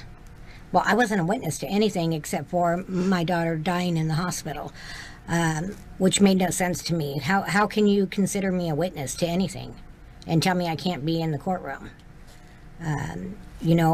Anything that we asked, it was no. No, I don't understand it. The man was treated better than we were. Paul, I saw the respect on some of the videos that he was given, and I know that officers have to do their jobs, but I would hope that the same respect to the families of the victims could be given as well. And that's what seemed that did not happen. It just seemed that way. And unless someone can show something different, this family has shown me, at least Kathy has, and I've met with David, visited with him for a good hour this morning too, but is that they're not treated the same, that the person that did the crime was treated so much better than the families were. And it just seems like the system is upside down, and we have to bring attention to that, because we need changes in our the way we handle Is this illegals. a statewide policy, or is this specific to Washington County? And do you feel like the justice is coming from is this a political point of view in some I think instances? obviously there's some political, as you know, I mean, you can't talk about these issues without politics seeming to be involved in that. And so I believe that we are Americans. Americans should go first. And if you come here the right way, we're going to help you, because we used to call it the melting pot. We talked about that coming in today, and I want David to elaborate on that. But because of what he said as well. But if you're going to be an American here and a proud American, and your taxes are paid to take care first of us, of Americans first, you know, we have to look at those policy changes. I think they've been ignored. I think the laws are there on the books and they've been good.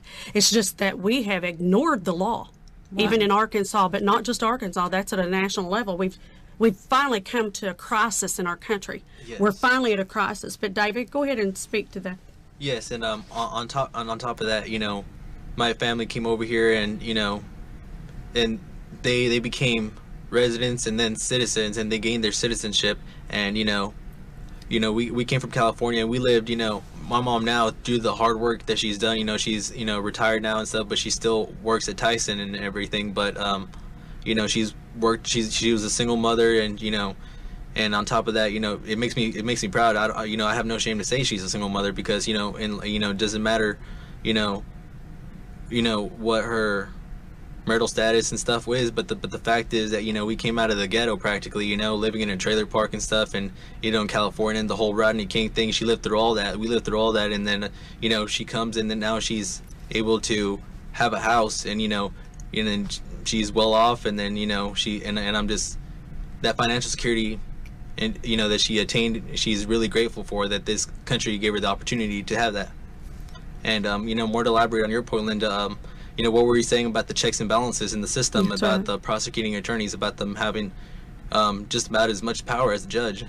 I'd like to, you know, what are your thoughts on that? Well, that is an issue, and I think that's certainly in the legislature, Paul, and you've been around this by being in the Capitol and following when laws are made and through the off seasons. But that was an issue that we've had and literally been snubbed, and just the insult that they think that we need to change the Constitution if we want to have them prosecute and basically have more fairness in the way they prosecute. They have full prosecutorial discretion. If they don't want to prosecute a case, they don't have to. And it's heartbreaking if you're the person that's the victim, or if you've been wronged. Even the state of Arkansas trying to gain funds back in audits, they many times just would not prosecute, and they had the proof they need. They just were not going to do it. And that has to change. We have to decide how we're going to handle crime. And yes, they hear the cases, the judges do. And I think judges are the ones that if anybody's got prosecutorial discretion, it should be them. And I think that's what makes it a challenge for people and families like this. Not just them, but even Americans. I mean, not just even the illegal. There was no fairness. It did not seem nothing right about that case. Yeah. Well, I honestly believe that we need a constitutional Bill of Rights for victims in this state. Now, I actually was talking with Victims' Rights Arkansas. She's a friend of mine. About that, I guess a couple of weeks ago. Good. Yeah, you're right about that. Can we talk a little bit about what would be the Arkansas solution, and why didn't any legislation in this last 92nd General Assembly? Did you have some legislative goals on this, and did it not happen? Yes, we did. And Angel Families, we had worked on some bill ideas, and had been working, I myself had been talking and working a little bit with Senator Tom Cotton's office, who was trying to help the situation. And we did have a legislator who was supposed to be writing up some bills on immigration and different stuff, and she didn't do it. They weren't filed, but we did have some success this year. Senator Stubblefield's bill, and of course in the House is where you heard most of the debate, because they had to go for round 2 in the committee to get that bill passed. But there was an anti-sanctuary state bill, and I think that was wonderful. The punishment, there has to be accountability, and to withhold tax dollars back to those communities if they decide to be partners in breaking the law, and I'm against that. And so I think that punishment should be strong. We're Americans, and we can be good and friendly and welcome people, but we have to follow our laws. They're American laws, and we need to make sure that they're enforced. And I appreciate Senator Stubblefield for going through with that bill, and of course the determination of Representative Brant Smith to follow up and continue it and not give up, and we're blessed. But yet we had a loss when we're giving our tax dollars to illegal families who are here not necessarily legally. We're giving scholarship dollars too. So, but I think that riled the people up, probably helped this other bill pass. Yeah, I think you're right. I definitely think you're right. If you're just joining us right now, we're talking with Catherine Hall, who's an angel mom, lost her daughter Haley when an illegal immigrant driving 17 to 35 ran over her while she was on a scooter with her friend David Gutierrez. David is in studio with us. David was dragged some 2,000 feet. The driver didn't stop. Did I say illegal immigrant again? I meant illegal alien. Sorry about that, guys. Again, I guess I'm a victim. You're getting indoctrinated. Legal, that's right. Legal alien. Political correctness. That's right, political correctness. And anyway, and David tragically lost his legs while being drugged under the car, and was screaming for help. And the illegal alien fled the scene and didn't call for help either. Didn't call for help. And then was arrested, was set free after what, 2 hours, and and just wasn't treated like the criminal that he was. He was a criminal. That's right. And that he is. And you know what else? This really gets to me.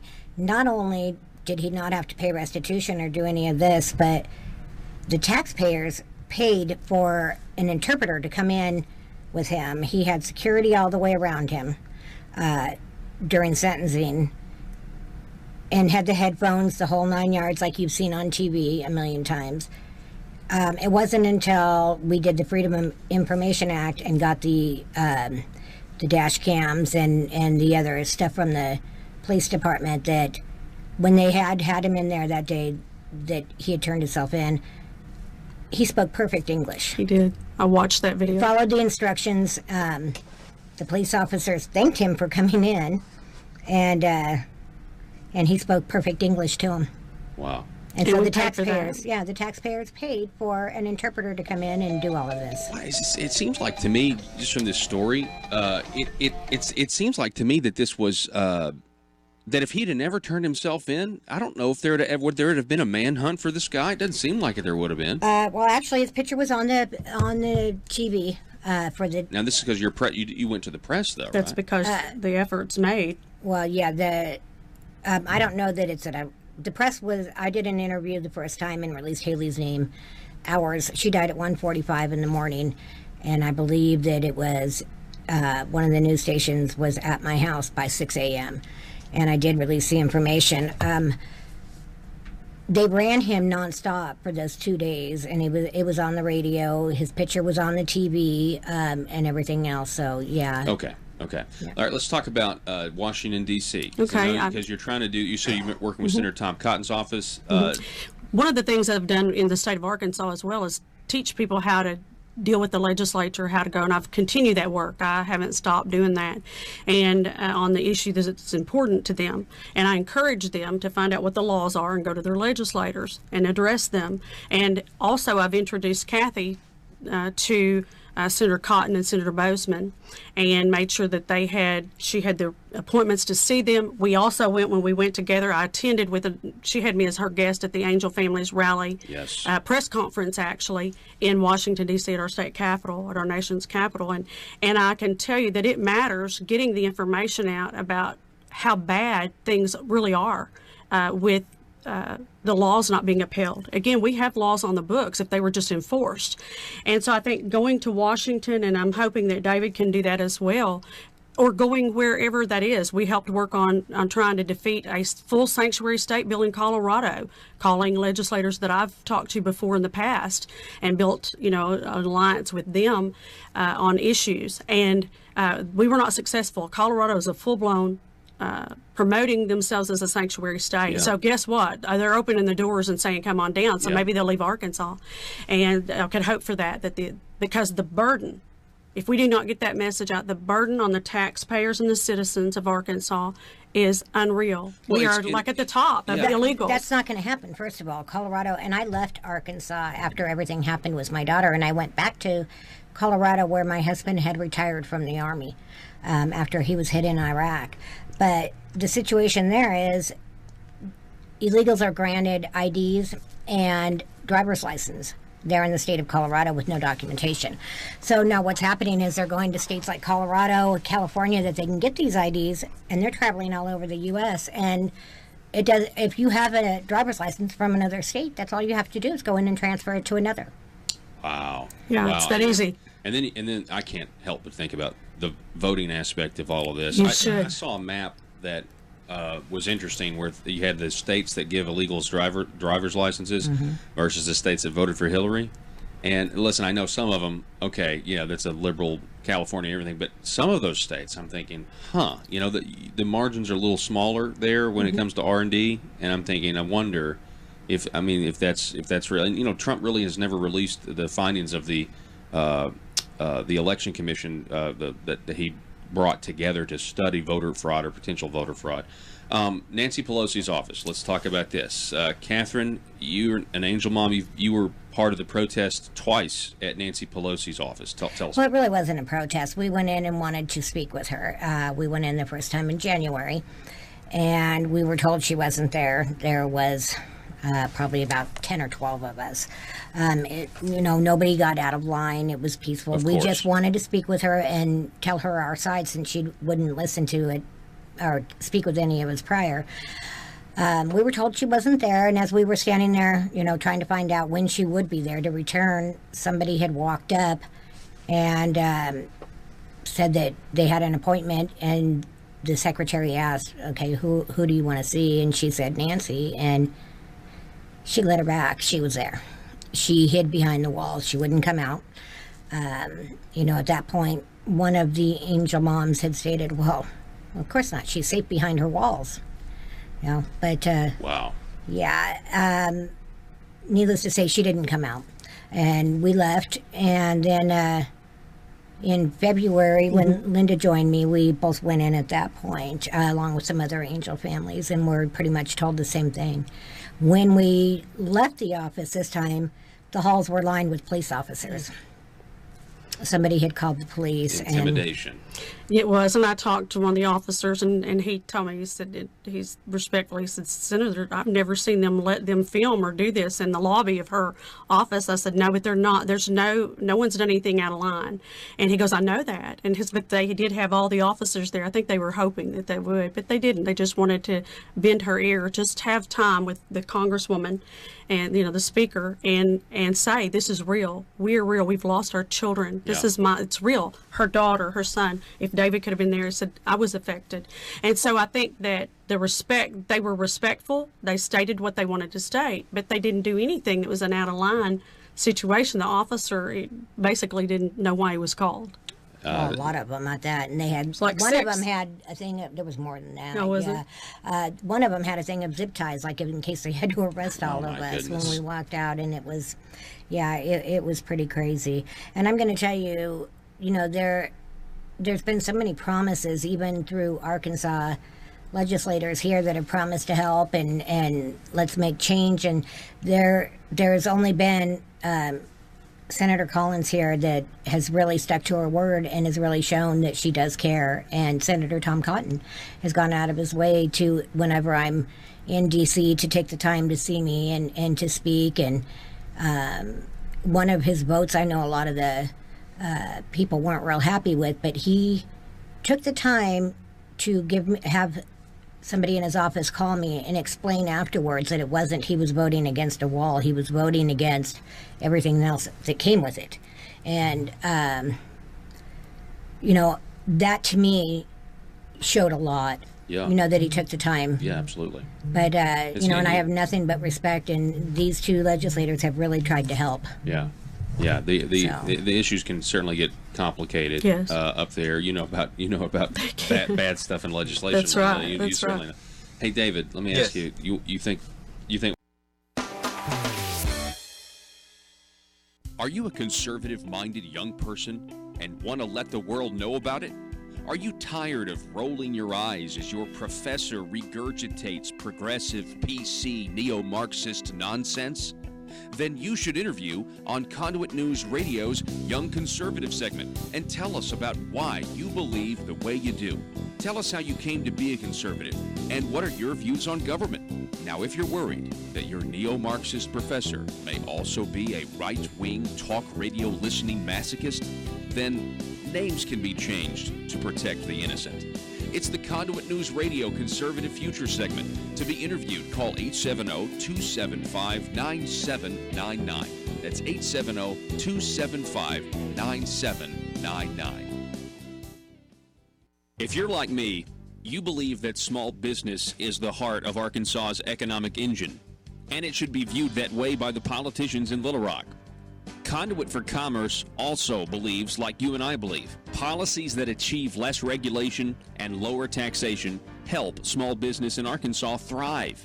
Other policies like small, constitutionally consistent government and reducing citizen dependency on government keeps it from growing and expanding its influence on our daily lives. Conduit for Commerce works every day to educate the general public and legislators on these important priorities in the name of Arkansas small business.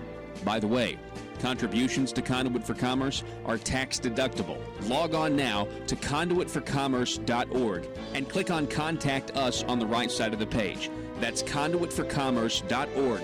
Go there now and learn the facts on protecting small business in Arkansas.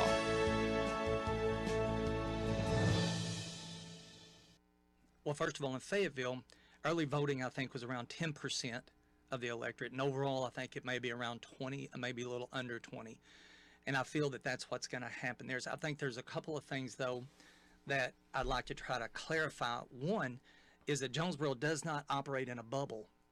You know, we not only have this tax, you know, looking at, but do you think that if we pass this tax, that impact fees aren't going to still be talked about? Food prep tax is not going to be talked about. Stormwater drainage fees are still going to be coming on. Not to mention, you know, some of the tax increases that are looming from us that are going to impact us from Little Rock. You know, with the gas tax and things like that. So we do not operate in a bubble. I think the second clarification that I'd like people to know is that time after time, when Team Jonesboro, let me say this, there's a lot of people on Team Jonesboro that are my friends, my neighbors. And pillars of the community. They are. Pillars of the community.